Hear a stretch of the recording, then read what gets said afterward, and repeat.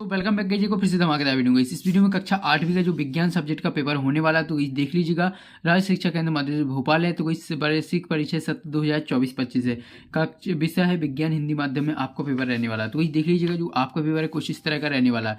चलिए फटाफट आपका पेपर पूरा कंप्लीट होने वाला है इसी वीडियो में। देख लीजिएगा जो क्वेश्चन रहने वाले वो 26 रहने वाले, 26 के 26 क्वेश्चन इस वीडियो में कंप्लीट होने वाले। चलिए फटाफट पूरा पेपर कंप्लीट करेंगे। चलिए थोड़ा जूम कर देते ताकि जो क्वेश्चन है आपको साफ साफ दिखाई दे।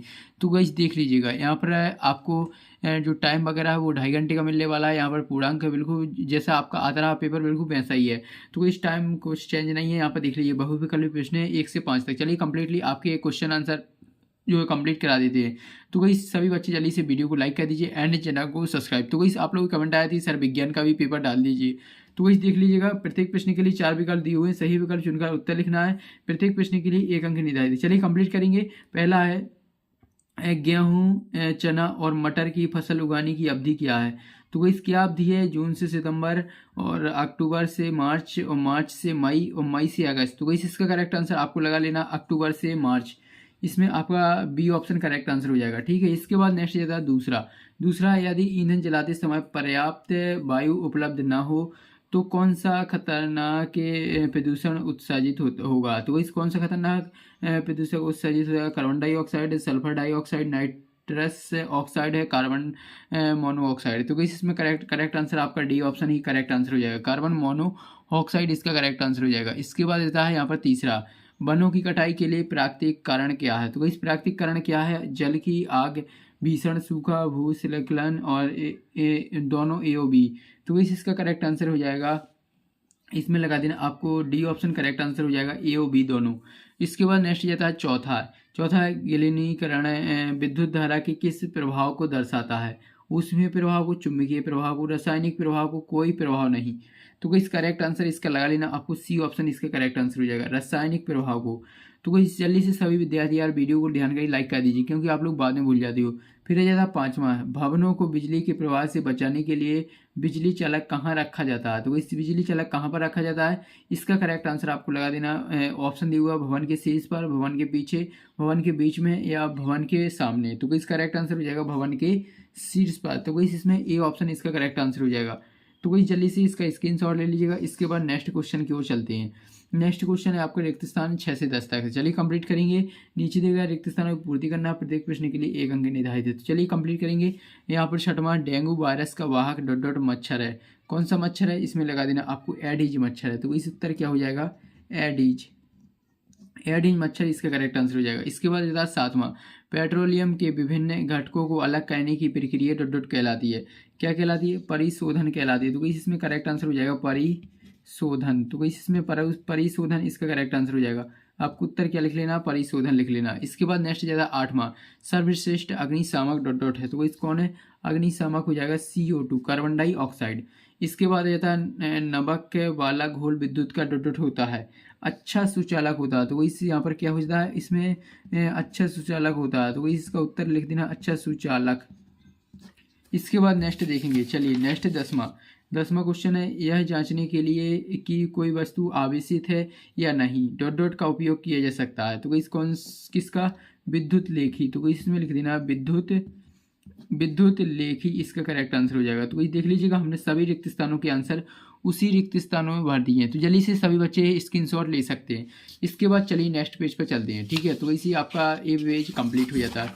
इसके बाद नेक्स्ट पेज आ जाता है। तो इस अगला पेज पे है आपका, देख लीजिए, अति लघु उत्तरीय प्रश्न 11 से 16 तक। चलिए कंप्लीट करा देते हैं। नीचे दिएगा प्रश्न का उत्तर लिखना, प्रत्येक प्रश्न के लिए 2 अंक निर्धारित है। चलिए कंप्लीट कर लेते हैं। 11वां है, सूक्ष्म जीवों के प्रमुख समूह कौन कौन से हैं। इसके बाद है 12वां, कल्पना करें कि सूर्य का प्रकाश 10 वर्षों में समाप्त हो जाता है, तब इसे किस प्रकार का संसाधन माना जाएगा। तो इसका करेक्ट आंसर आपको सभी के मिलने वाले। पहले अभी क्वेश्चन देख लीजिए, फिर इनके बाद आंसर देखेंगे। 13वां है, भ्रूण कहाँ लगातार विकसित होता है। इसके बाद है प्यूस्टरी ग्रंथि किस प्रकार की ग्रंथि है, यह शरीर में कहाँ स्थित है। इसके बाद ऐसी 2 स्थितियों का उदाहरण दें जिनमें बल के प्रयोग से वस्तु के आकार में परिवर्तन होता है। इसके बाद 16वां, पृथ्वी के भीतर भी हलचल के अलावा भूकंप के अन्य कारण क्या हैं। तो इसी आपके 15वां 16वां तक कंप्लीट हो जाते हैं। इसके बाद लघु उत्तरीय प्रश्न जाते हैं 17 से 22 तक। चलिए निम्नलिखित प्रश्नों के उत्तर आपको जो है देना और प्रत्येक प्रश्न के लिए 3 अंक निर्धारित है। चलिए कंप्लीट कर लेते हैं।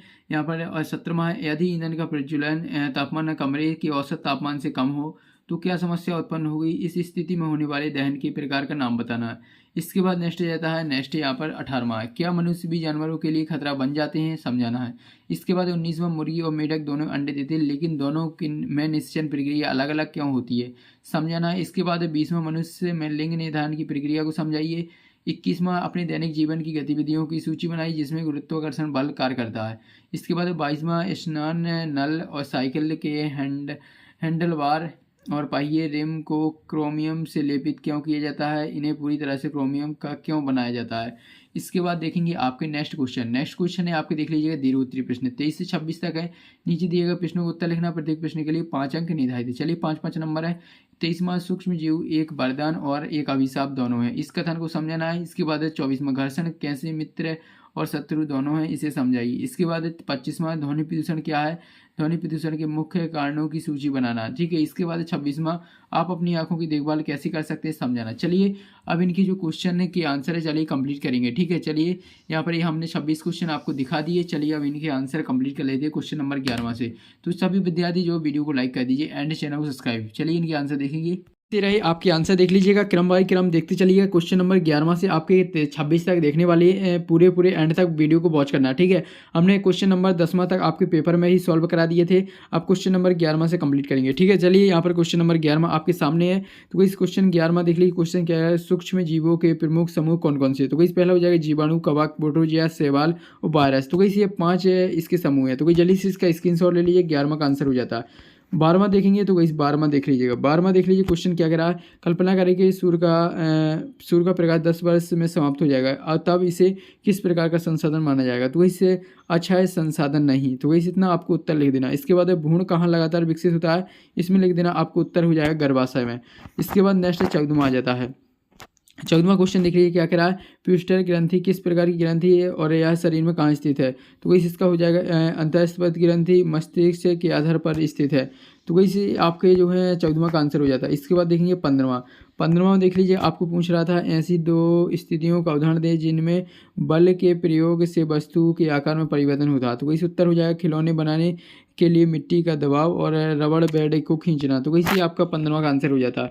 16वां देखेंगे, 16वां देख लीजिएगा, ये रहा आपका 16वां है, पृथ्वी के भीतर की हलचल के अलावा भूकंप के अन्य कारण क्या। तो ज्वालामुखी विस्फोट है, खनन है, परमाणु परीक्षण है और बड़े बांध है। तो इतना आपको उत्तर लिख देना, ठीक है। ये आपका जो है कम्प्लीटली इसका आंसर हो जाता है। चलिए अब नेक्स्ट देखेंगे 16वां का आंसर। इसके बाद 17वां देखेंगे। तो वैसे रहा आपका 17वां, यदि ईंधन का प्रज्वलन तापमान कमरे के औसत तापमान से कम हो तो क्या समस्या उत्पन्न होगी, इस स्थिति में होने वाले दहन प्रकार का नाम लिखना है। तो वैसे रहा इसका उत्तर यहाँ से है। तो वैसे इस प्रकार दहन स्वतः स्फूर्तन दहन कहलाता है। तो वैसे यहाँ तक इसका उत्तर हो जाता है।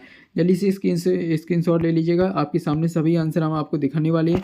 इसके बाद है 18वां है, देख लीजिएगा, क्या मनुष्य भी जानवरों के लिए खतरा बन जाते हैं, समझाना। तो इस वनों की कटाई जानवरों के आवास को नष्ट कर देती है। तो वैसे इसके बाद आ जाता है यहाँ पर नेक्स्ट है, शिकार और अवैध शिकार से जानवरों की आबादी कम कर देते हैं और प्रदूषण जानवरों के स्वास्थ्य पर बुरा प्रभाव पड़ता है। और यहाँ से यहाँ तक स्क्रीनशॉट ले लीजिएगा, ठीक है। तो वैसे 18वां का स्क्रीनशॉट ले लीजिएगा, ये 18वां हो जाता है। इसके बाद आता है 19वां।